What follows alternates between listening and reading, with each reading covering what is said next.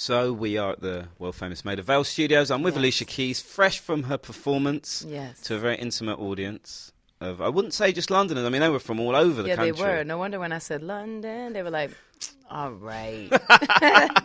It's like being in New York and a load of people from Chicago in there as they're well. like, okay. It was good. It was great. No, fantastic. It was Thank you. Fantastic. And not the first time you've done this for us.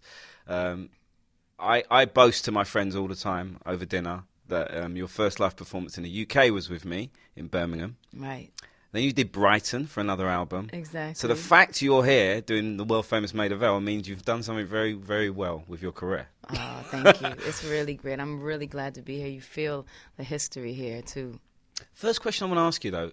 When you came out with Falling, that just broke you worldwide, I thought to myself, now, are they going to cocoon this girl and say we want 1,000 Fallings forever? Is she going to be able to breathe? Is she going to be able to, you know what people are like? They possess you when you make music that's timeless like that. Did you ever feel that pressure?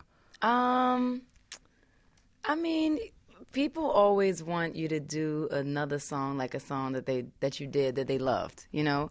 Like but I think that's kind of great because that means that there's a love there that they have and they just wish they could kind of duplicate it. But there's no way to duplicate songs. You can't, because then it comes off like you were just trying to duplicate it. It's not sincere. It just doesn't work.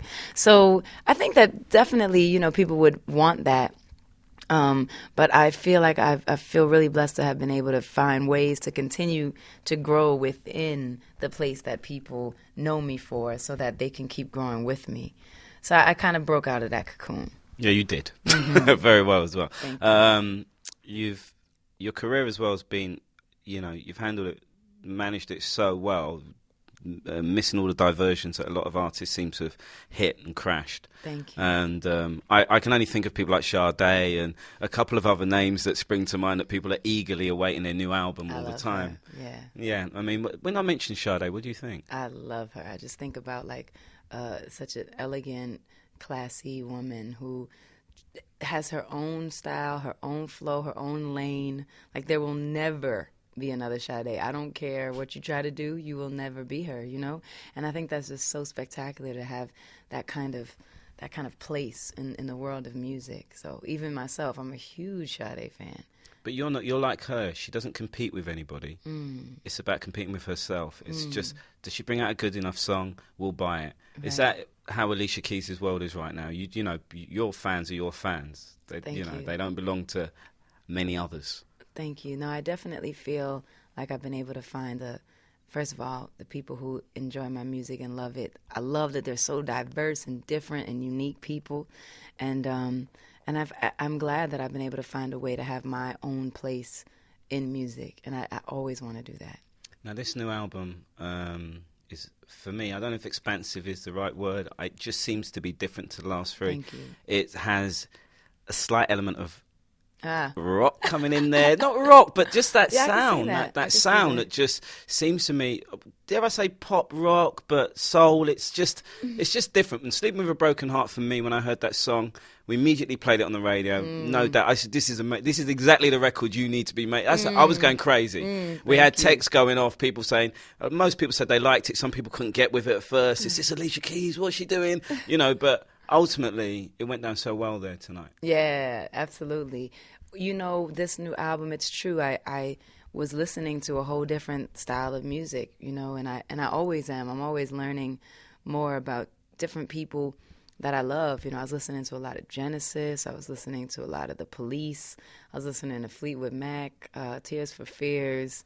You know, just these interesting people, Talking Heads.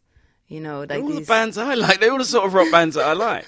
Maybe they got some affinity to people who like soul music. Do you think? Because a lot of Americans say I like a bit of Phil Collins. Yeah. I like Fleetwood Mac. Yeah, no, because it is. It's heartfelt. You know, it's heartfelt. It's untraditional. You know, it's different. I mean, the fact that when you listen to Genesis that you hear those live drums and then those program drums will just come out of nowhere for like 8 bars and then never come back again. It's like just it's experimental. Prince obviously is another one who's experimental. The flow of even The Police, the way that they have like that reggae style, but it's not, but it is. You know what I mean? It's like these are the things that are interesting. So I love those kind of interesting things. You don't really jump on trends too much, I notice. I interviewed Jay-Z not so long ago, and the one thing that he was consistent about, he's not really a fad kind of guy, you know. Right. Where a lot of rappers have gone one way and changed every year, he's always been Jay-Z. He doesn't dance, he stands there, does his thing, tilts his cap, does his thing. And to collaborate, you've done only a few collaborations in your time, but they've all been pretty well chosen. The one you chose with Jay-Z must have been the dream collaboration. You know, it really has become absolutely the dream collaboration. Especially just because it was very organic, very natural. We're both from New York, you know, to be able to sing about the place where we know so well. It's just, you feel it, you know what I mean? And then for the music and the style of it to be the way it is, and for it to be able to be so diversified, you know, as you see, I can sit down and play that song just on the piano, and it still has that feeling. So that's when you know a song is amazing, when you can do it in any form. We can do that with an acoustic guitar, and he could rhyme and I could sing, and it would be that song. And he can perform the song around the world without you, and it still rocks, right? Absolutely. Which you don't feel too bad about. Absolutely. On the subject of Jay-Z, so I'm kicking it with Jay-Z. We're having a chat, and he's saying, and I'm putting you up like some princess that he's hooking up. He's going, you don't really know the Alicia I know, do you? And he starts telling me, oh, Alicia knows how to get down. Oh, she can party, and she can do this, and he didn't tell me exactly what he meant.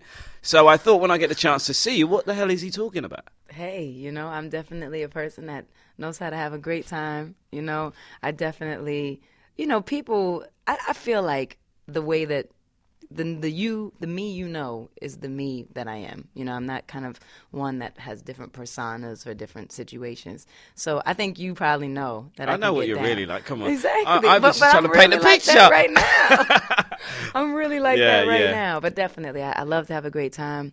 You know, I love to express myself in every way. Because that's what that song did for you as well. In a certain, we put you in certain places that some of your fans don't normally go. You know, maybe and that's what I like. It's just like when you did Baby Sham and the hookup. Right, exactly. Put you in places that people like you, but they didn't know you were going to go there. So. Or you're just unexpected, maybe. Yeah, absolutely. You know? You're on that journey again, trotting around the world, promoting an album, which is, you know, I don't know many artists who enjoy that really. You know, it's quite tough. Hotel. You know, pressure to sell. What part of this game do you still enjoy the most? I mean, you're sitting here, you don't say interviewing me or doing an interview with me because I know that's a pleasure anyway. But so why did I say that nonsense? Exactly. But no, what part of this game do you still enjoy? I love all of it. You know, really? Yeah. Still? I mean, you know, sure. When you break down everything else, you know, okay, do I love to be stuck in a room for like 5 hours with 10-minute interviews back to back to back to back? Okay, anyone would kind of feel like, man, after the first 2 hours of that, you kind of get like, whew. But when you strip back everything and you're able to deliver the message of music to people who are going to then love it, that's a very enjoyable process. So I have to say the live part of delivering albums and really being able to bring people into the music and show them what it's all about is absolutely my favorite. It's always going to be my favorite. Because I don't care what job you do, there's an element of the job that makes you, even though I love my job, but I don't want to get up sometimes. Come on. Like, everyone feels like that. I want to get up. I don't want to interview Alicia Keys today, man. Can't she come tomorrow? I've got a little headache. You know what I mean? No, but even that, sometimes you don't, you know, you've got to get results. So that's the pressure. There's some bad stuff going on in the world today. Music does enlighten people. We saw people singing in Haiti, which was a beautiful thing in a really horrible time. You know, just walking down the street singing. The power of song.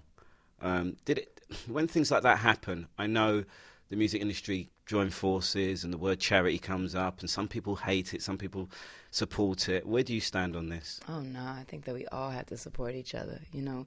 I mean, we have to, for me, I look at the world, I look at us like we're a global family, you know, and we have to be, you know, so I feel like there's been plenty of situations where maybe the right response hasn't come quick enough, and in this case, I feel really inspired, as it has to do with Haiti, that everyone has felt immediately emotionally attached to the fact that we can't just let it be, you know?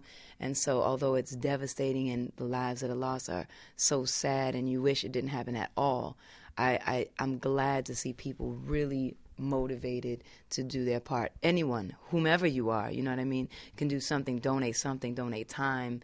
You know, if you're an artist and you're able to help raise people's awareness, I think that's what music is so special and why it touches people just that deeply, because we can tell each other's story.